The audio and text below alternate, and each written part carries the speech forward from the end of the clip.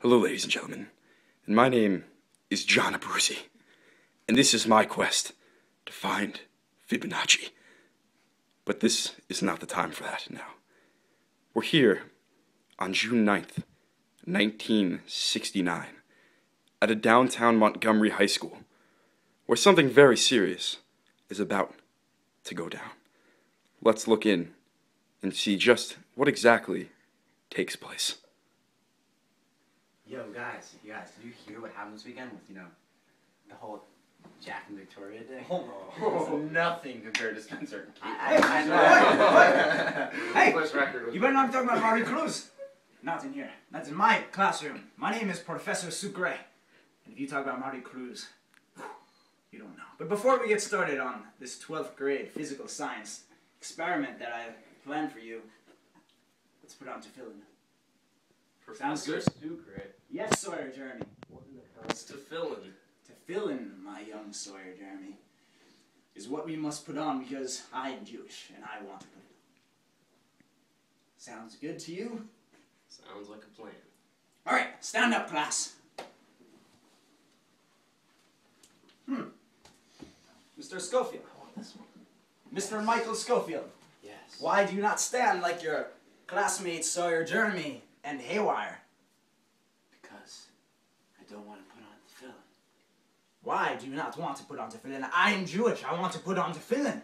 Because I need to break out of prison. Break out of prison?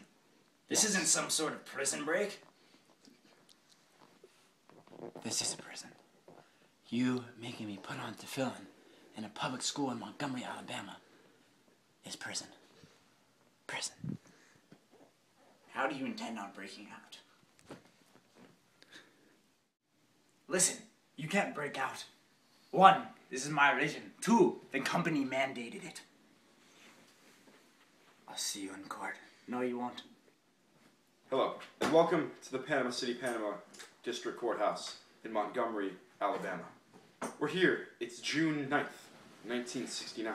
Remarkably the same day as what just occurred in the classroom in the previous scene.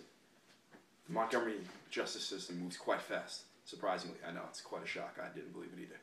But let's see what happens. Court is now in session. All rise. Good afternoon, members of the court, members of the jury, prosecution, defense. My name is the High and Honorable Theodore Bagwell. Feel free to call me Teddy. Feel free to call me Teabag. Whatever you would like. Now, you may sit. Now, what we have here is a case between Mr. Michael Schofield against Fernando Sucre, along with the company. Now, Fernando Sucre and the company tried to mandate a religion in this school. Now, Michael Schofield refused to practice in this religion. So today I will hear remarks from the prosecution attorney along with the defense attorney. I would like order in the court. Please recognize the fact that I will throw you out of my court if you get out of order. Now, Mr. Prosecution Attorney, please state your remarks. Thank you, sir. So I'm here with Michael Schofield, and he was in his physical science class, and Sucre over here was trying to teach religion in this class.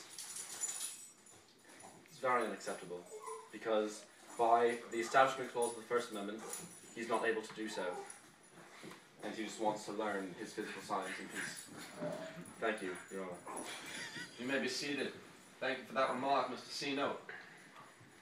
Professor Abruzzi. Hello, I'm John Abruzzi.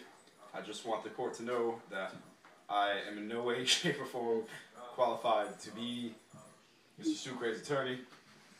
I don't have my license to practice this, and in fact, I am the head of a major crime family. Professor Abruzzi! Please, this is Alabama. You need no license. You need no license to do anything. Leave my courtroom! I also want to say that Mr. Bagwell is completely biased against me. Order! The fact... Abruzzi! That's enough. Please, let me hear your remarks. Due to the fact that I cut off his hand 10 years ago in very, very violent and serious crime. Anyways. Abruzzi, I've looked past it. Okay. My client had every right to teach the Jewish religion in school because of the fact that in the Montgomery Constitution, Article 7, Section 13, Part 3, line 547, it says that if Montgomery, the state, donates or funds the public school system with over $10, it can literally teach whatever it wants, ever, about anything. It has to follow no sort of curriculum whatsoever. Thank you, Mr. Abruzzi. Okay. Now, seeing as that line, in fact, is in the Montgomery State Constitution, do you have a response, Mr. C-Note, from the prosecution? Yes, sir, I do. Please rise. Mr. Schofield, Ms. Pep, we know that this is not going to be tolerated in any schools in Alabama.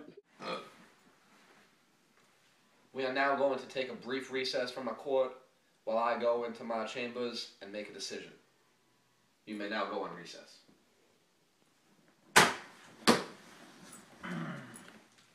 Members of the court, please rise.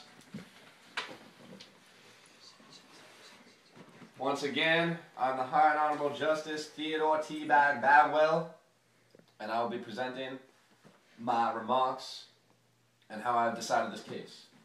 You may sit. How's your hand feeling? Abruzzi, watch. Okay. Now, members of the jury, the defense, and the prosecution. What we are presented with today is a court case between Schofield and Sucre regarding the mandate of religion in a public school.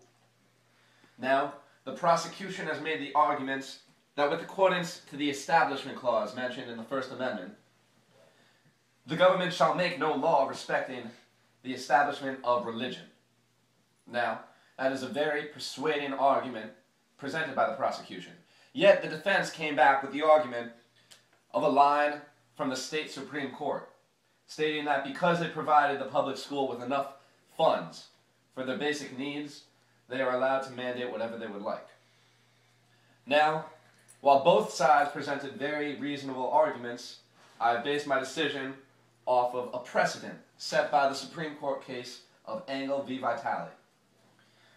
Now, in this court case, the holding was that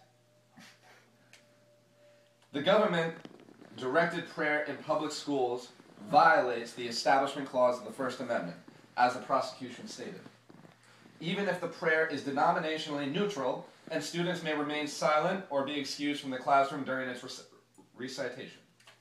Now, to specify, the fact that Mr. Sucre didn't even allow Michael Schofield to remain silent during this prayer, during this religious performance, just magnifies the extent of this case. Now, because of the precedent set, I would have decided that Sucre and the company are guilty. However, Mr. Abruzzi did bribe me substantially, so I will have to rule against Mr. Michael Schofield and rule him innocent.